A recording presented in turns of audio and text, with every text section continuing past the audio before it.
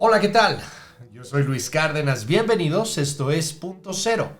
Vamos a platicar de varias cosas. La consulta que quiere el presidente para dejar o no al ejército en las calles. Vamos a hablar también de cómo hackearon al gobierno federal. Le voy a platicar sobre la marcha para el aborto legal, gratuito y libre en nuestro país. Y además, recomendaciones del séptimo arte. Yo me llamo Luis Cárdenas. Bienvenidos, esto es Punto Cero.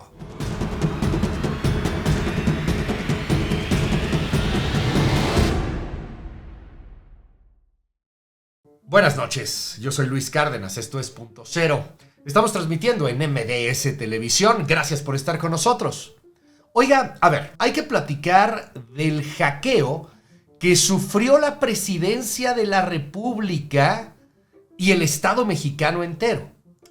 Es que todo cambió de manera abismal cuando el jueves por la noche fue revelado en el programa de televisión de Carlos Loret de Mola, que se transmite a través de internet, Latin Us, un hackeo que había hecho un grupo de hacktivistas, es decir, personas que se dedican a robar información sensible de gobiernos para poderlos exponer. Esos son los famosos hacktivistas. Estos llamados guacamaya. ¿Qué fue lo que hicieron? Obtuvieron 6 teras de información. ¿Sabe lo que son 6 teras de información?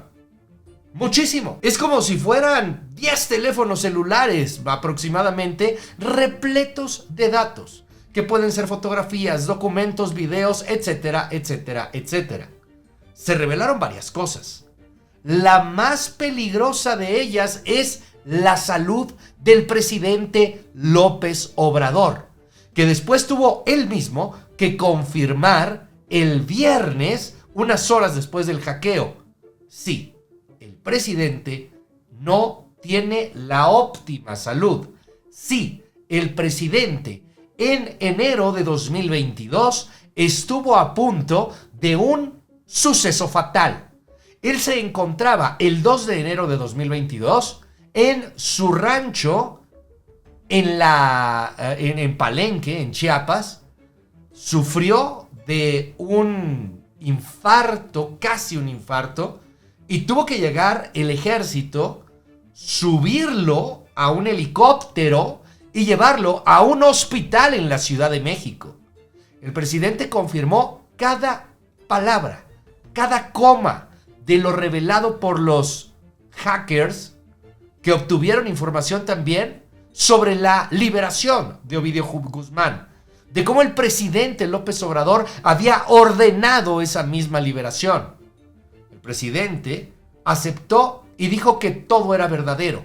Entonces, también el conflicto que existe entre la Sedena y la Marina, que se revela en todos estos documentos. Los dos más grandes e importantes pilares de seguridad en este país militarizado están peleados, tal cual como lo escuchan. Esta ha detonado una crisis en el gobierno sin precedente. El presidente respondió solo, sin necesidad de tener respaldo de la Marina o de la parte de la Secretaría de la Defensa Nacional. El presidente respondió solo, abandonado de alguna u otra manera frente a la adversidad que se estaba viviendo. Sin embargo, la crisis está muy lejos de terminar. Lo revelado por los medios que han tenido acceso a este documento o a estos documentos es una nimiedad, es prácticamente nada. Vendrán más crisis. Vendrá un ataque durísimo y evidentemente también, hay que decirlo, con miras hacia el 2024. Te lo clavo y por el culo. Te voy a clavar sin señor, me voy a tranquilice ese p***, cabrón. Órale, hijos de la Esto fue lamentabilísimo, tristísimo. Es el padre del alcalde de Miguel Hidalgo, Mauricio Tabe, él es Daniel Tabe. Le estaban clausurando el negocio como clausuran muchos negocios. El señor perdió la razón, se volvió loco, tomó un cuchillo y empezó a amenazar a los verificadores del gobierno de la Ciudad de México. Todavía, y eso es aún más peligroso, se defendieron diciendo que habían sido acosados. Híjole, ¿de qué nivel es ya la polarización? ¿Violencia? No se resuelve con violencia. Yo soy Luis Cárdenas. Sígame en @LuisCárdenasMX. Esto es Punto Cero, aquí en MBS TV.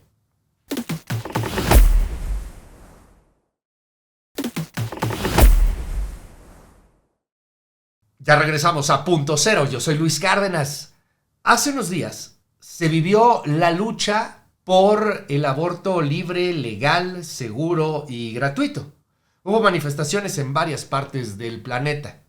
Aquí en México, si bien está despenalizado, todavía no se puede garantizar como tal un derecho al 100%.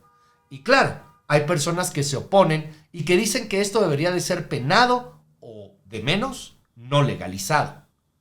Esta es una cápsula de mi compañera Leire Batalla.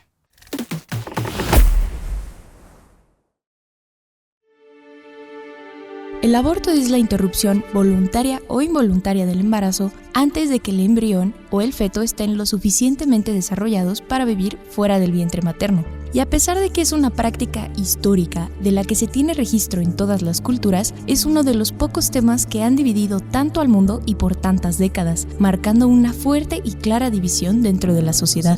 De acuerdo con el más reciente estudio de Ipsos, una multinacional de investigación de mercados y consultoría, aplicada en 27 países, señala que en promedio el 59% de los adultos encuestados alrededor del mundo consideran que el aborto debería de ser legal en todos o en la mayoría de los casos. El 26% se opone. En México, el 81% de los encuestados apoyaron el aborto en caso de que el embarazo sea resultado de una violación, el 78% si amenaza la vida o salud de la mujer y el 67% si hay probabilidades de que el bebé tenga alguna discapacidad severa. El 18 de noviembre de 1920, la Rusia soviética publicó un decreto sobre la terminación artificial del embarazo, convirtiéndose en el primer país en autorizar el aborto voluntario y gratuito. En América, Cuba fue el primer país en despenalizar completamente el aborto dentro del primer trimestre de gestación en 1965. De acuerdo con la UNAM, en 24 países del mundo, esta práctica está prohibida bajo cualquier circunstancia.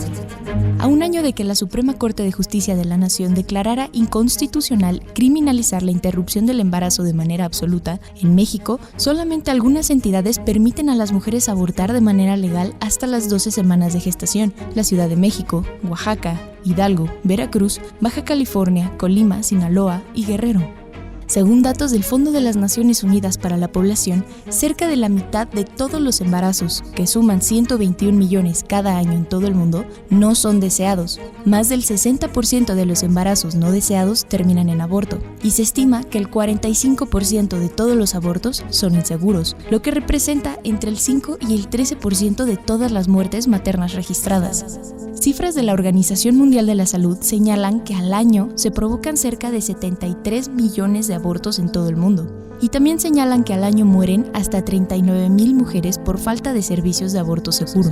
Miles de personas marchan al año en manifestaciones pro vida y pro aborto. Unos defienden la protección de la vida desde la gestación y otros exigen un marco legal para garantizar a mujeres, adolescentes y niñas el pleno ejercicio de su derecho al acceso a la salud y reproductiva, así como a servicios sanitarios, incluido el aborto seguro, sin temor a la intimidación o a la penalización. Regreso, esto es Punto Cero. Sígame en nuestras redes sociales, @LuisCárdenasMX.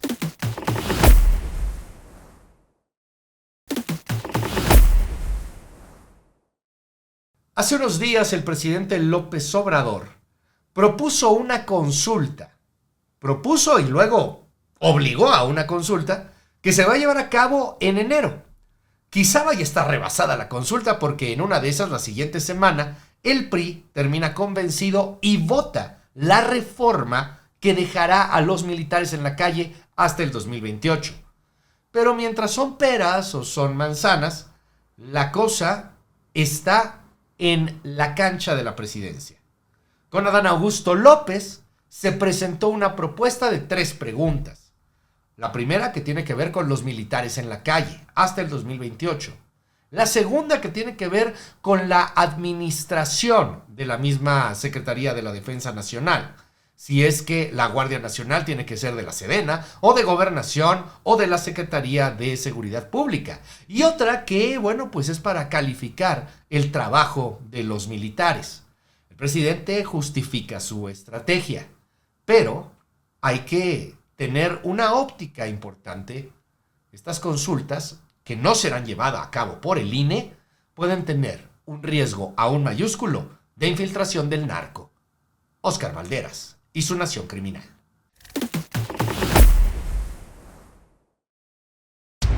Cayó abatido Nazario Moreno González. En diciembre de 2012, Nazario Moreno González, el Chayo, murió por primera ocasión.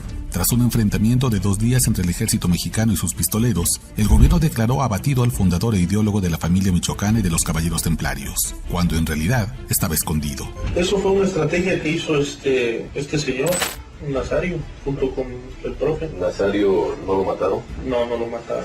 Su muerte, la real, sucedería hasta marzo de 2014 en otro duelo entre militares y sicarios. La historia de su primer fallecimiento es sorprendente por 2 razones. Primero, por la pifia del calderonismo de dar por muerto a un capo que todos sabían vivo y caminando por las principales plazas públicas de Michoacán. Y segundo, porque significó la primera gran insurrección social financiada por el crimen organizado contra las Fuerzas Armadas durante la llamada Guerra contra el Narco. 2 días después del primer asesinato del Chayo, a 13 kilómetros de Tumbiscatío, en pleno 12 de diciembre de 2010, Día de la Virgen, unas 500 personas tomaron las calles para exigir que el ejército se retirara del estado. Las protestas se llevaron a cabo en Apatzingán, Pátzcuaro y Morelia, donde la afrenta fue doble. Con pancartas echaban vivas a la familia michoacana y repudiaban al presidente Felipe Calderón en su tierra natal. La consigna, Nazario Moreno vive en nuestros corazones, se repitió en voz de vecinos y de asociaciones civiles fantasmas, como la Organización de Comerciantes de Ciudad Hidalgo, a quienes la familia michoacana pagó para que presionaran al gobierno mexicano por la retirada de las Fuerzas Armadas. El diario español El Mundo consignó así el inusual hecho: protestas sin precedentes en México a favor de los narcos. Estas imágenes, incluidas las de niños marchando con cartulinas en las que se leía "Esta es la verdadera familia michoacana", llegaron a mi mente cuando escuché que en la conferencia matutina de este martes en Palacio Nacional se materializó el sueño de cualquier narcotraficante. El secretario de Gobernación, Adán Augusto López, anunció una consulta al pueblo de México para saber si las Fuerzas Armadas deben hacer tareas de seguridad pública hasta el 2028. El llamado ejercicio de participación social tiene como fecha tentativa el domingo 22 de enero de 2023 y no sería organizado por el Instituto Nacional Electoral, sino por la burocracia de la Secretaría de Gobernación. Su anuncio estuvo acompañado de muchas dudas, como cuánto costará el referéndum o cómo se garantizará la secrecía del voto, pero la más importante es ¿qué harán los funcionarios para asegurar que el crimen no meta las manos? En las regiones más violentas del país, lo único que impide a los cárteles tener el control absoluto de un territorio es el despliegue de las Fuerzas Armadas.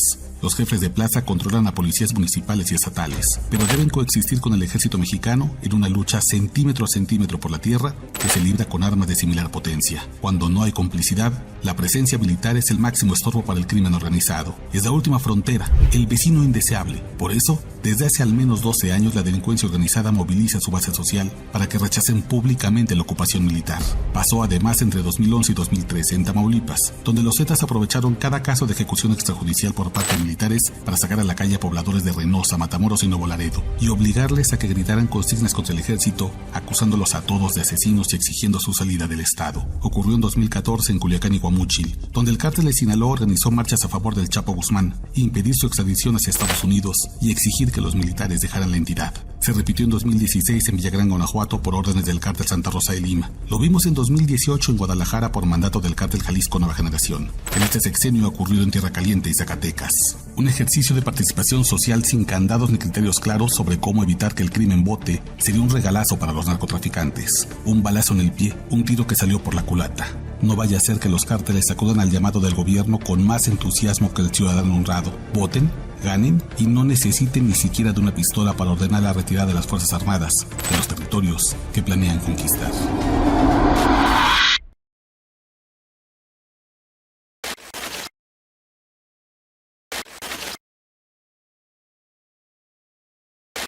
Ya regresamos, esto es Punto Cero.